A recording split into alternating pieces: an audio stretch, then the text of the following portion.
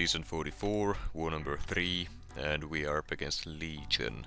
And this time my team will be Tigra, Kate Bishop and Angela.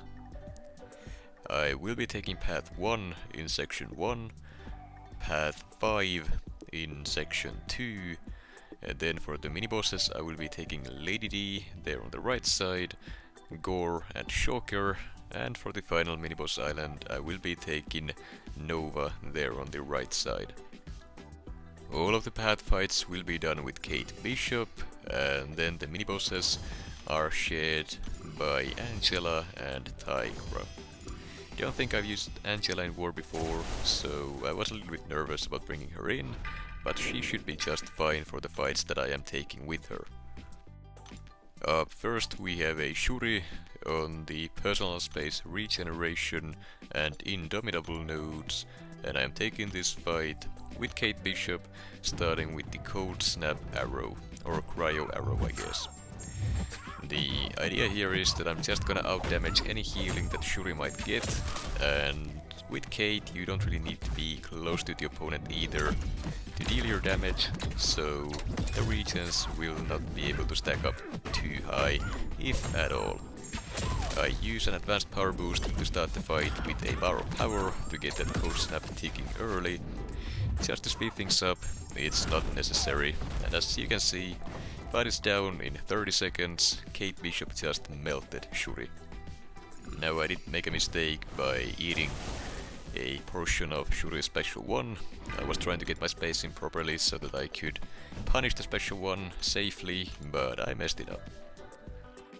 Then next up we have a Quicksilver on the Masochism overtime node with Indomitable, and I am taking this fight with Kate Bishop as well, starting once again with the cryo arrow. I still have the advanced power boost active, so my plan is to get that cold snap on early before going for any parries or anything like that, so that the evade will never be a problem. Cold snap completely shuts down evade on top of dealing a ton of damage, and this Quicksilver is just melting already. I did take a little bit of damage from the whiplash there, but that's not a problem. Just a small potion, if even that, and once again the opponent just got completely melted by Kate Bishop's, well, nutty damage output I should say. Even on top of that, the Masochism node never even triggered either, because the cold snap is passive and she doesn't need to stun the opponent with parries. You can utilize the evade stun to get your openings instead. Then we have a Kindred on the Ebb and Flow Intercept and Sadist node, and I am taking this fight with Kate Bishop as well, starting with the cryo arrow as usual. Now Kate isn't exactly the greatest counter to Kindred, but her being a tactic defender makes this fight fairly simple, since I don't have to worry about the sugar pill tactic at all. Those wither debuffs also allow me to completely shut down any degen damage that I might take in this fight, if that ever becomes an issue, but as you can see, the cold snaps are just completely melting this guy down. I gotta time the root phase with my special, so I didn't throw it there, I used the striker instead, hit him again to trigger the root, threw the special 1, fight is done in less than 40 seconds.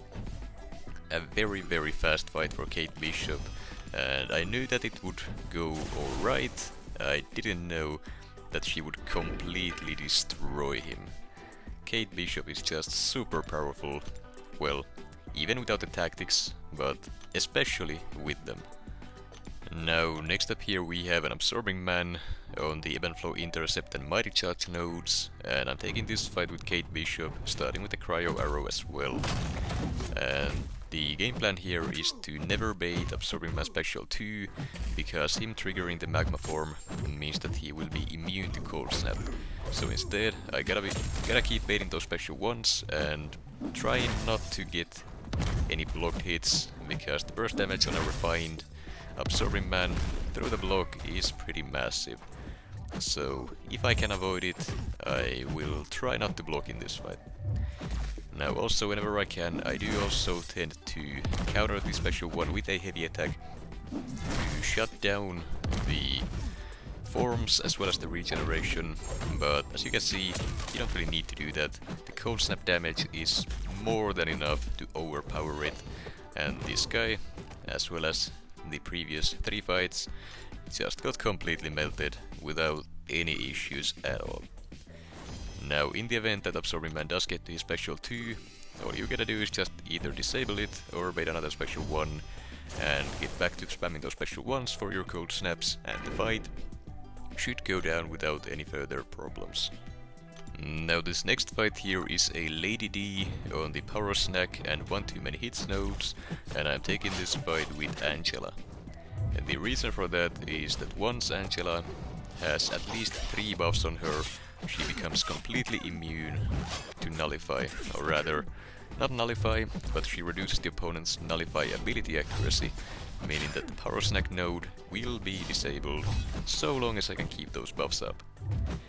Now her damage output is also great, even though she is only a rank 4, and while Lady D isn't exactly the tankiest opponent, her ability to regen special damage, as well as to go unstoppable during the opponent's specials, is an annoying ability to fight against, but due to Angela's ability to inflict armor breaks on special activation, neither of those will ever be able to trigger, so that's not a problem either. Angela just makes this fight very simple to deal with, though I do want to mention that the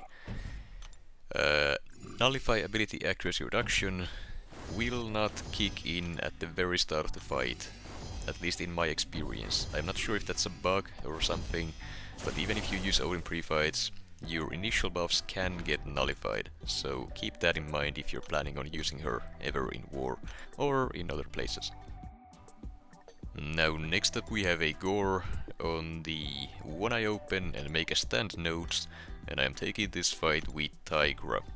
And for whatever reason, I have seen people die to this fight multiple times this season and not the previous seasons, and I just don't see why.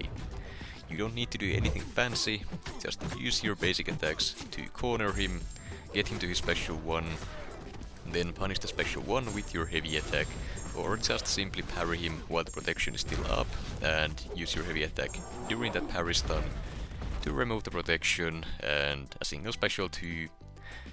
While it may not always finish him off, it will get very close, and all you gotta do is just hit him a few more times and that's the fight done. You don't need to try to bait any heavy attacks. I suggest that you don't, because then you run the risk of getting plenty of debuffs through your block.